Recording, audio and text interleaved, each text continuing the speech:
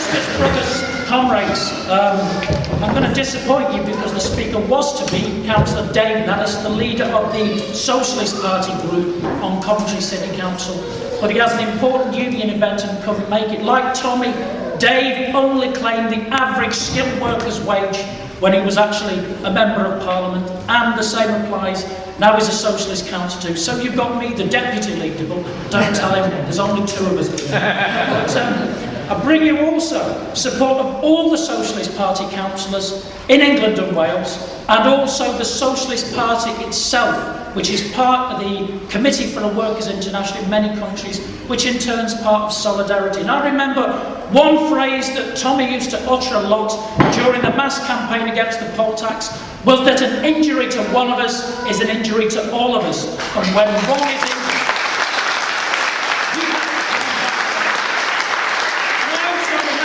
particularly important this, because if they had a passport control at Gretna Green and Tommy had a passport in the late 1980s, it would be the size of the Encyclopedia Britannica, because on countless occasions, day in, day out, Tommy not only built the mass non-payment campaign of the poll tax in Scotland, but he came down on many trips to England and Wales to assist us in doing the same, and we haven't forgot that. And the least I can do today is make that trip the other way to give support to Tommy, because believe you me, Tommy is unforgiven by the ruling class for helping remove Margaret Thatcher. Remember the poll tax?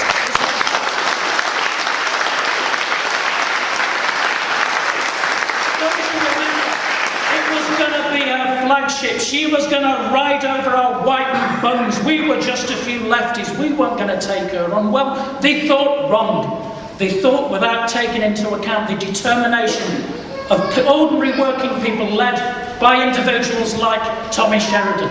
And that campaign built a movement of 20 million people in Scotland, England and Wales who either had paid no poll tax or were in serious arrears by 1991. And we got it wrong a bit because we said Maggie Thatcher would go down with her poll tax flagship. Actually, her own side made her walk the plank before the thing got rid of itself. But Tommy's role was tremendous because Tommy helped get a measure of revenge for Thatcher's attacks on the shipbuilding industry here, on the mining industry, on the print workers, and I'll mention something about the print workers in a second, on the unemployed, on the National Health Service, and as I've said before, Thatcher, Murdoch, all back the same free market capitalist system. One scratches one's back, the other scratches others, and they see Tommy Sheridan and the ideas he espouses as a threat, and they're going to try and take him down. And that's why we all need to stand together, because you imagine, it's a bit like that film It's a Wonderful Life, isn't it? All the things that wouldn't have happened had an individual like Tommy Sheridan not been involved in campaigning for ordinary working people in Scotland, and having a reputation that's gone more than south of the border in terms of standing up for standing up for socialist ideas.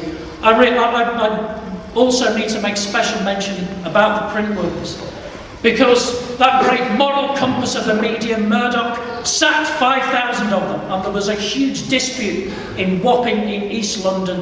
And I remember one of my first very blunt trauma socialist education events was watching riot police on horseback like Cossacks, peeling old guys off railings and people beating their heads. And comrades, the average Dalek had more compassion, in my view, than some of those thugs in uniform. But I perceived at that point that Murdoch and them were one and the same, that privilege got defended.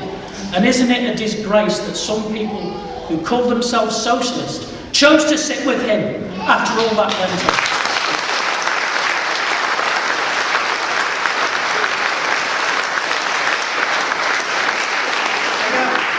I won't keep you for much longer here, but I did mention ideas.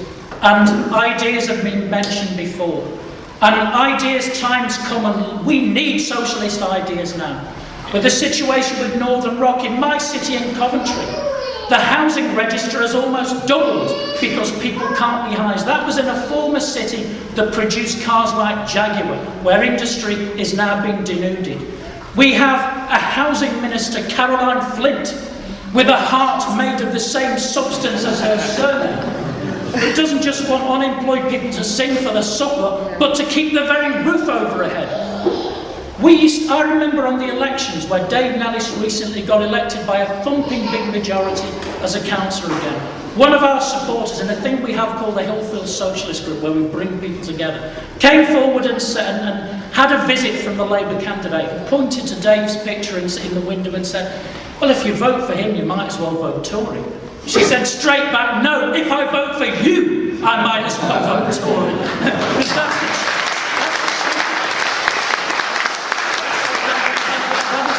At the end of the day, that you used to say at one time that you couldn't get a cigarette paper between the policies of the right wing and the Labour Party and the Tory Party. Comrades, a scanning electron microscope wouldn't be able to detect the join now. But the reason Tommy's been attacked is precisely because those ideas are going to find a home in millions of ordinary working people as they seek a way out of this crisis. And that's why the Murdoch empire and the system's trying to take Tommy down. And also I have to I just briefly mention the principles are very important thing here, because Tommy went to jail for defending a few sticks of furniture of a woman who was going to have them sold off to pay a poll tax debt plus sheriff officer charges. If you look round the House of Commons today, how many members of Parliament would do that? I'll tell you something, comrades, you'd have better luck trying to get a vampire to be a blood donor than find politicians now with the same principles that Tommy had and that Tommy has actually stood up for. And if they can't beat you, if they can't bully you, if they can't bump you off and stick you in a ditch, they'll try and bury you alive by destroying your reputation. So that's why we must stand by Tommy, because he has stood by countless working people against the misery of the poll tax, out on picket lines, and the debt needs to repay. But there's something I'd like to leave you with. I'll do my bit of fighting south of the border to raise this campaign, but also, again, it's about ideas. And I would like people here not just to support Tommy now, but also to get involved in solidarity and build socialist ideas for future generations, because that's why they're attacking Tommy, and we need to make sure that their attack is not successful. Thank you for having me.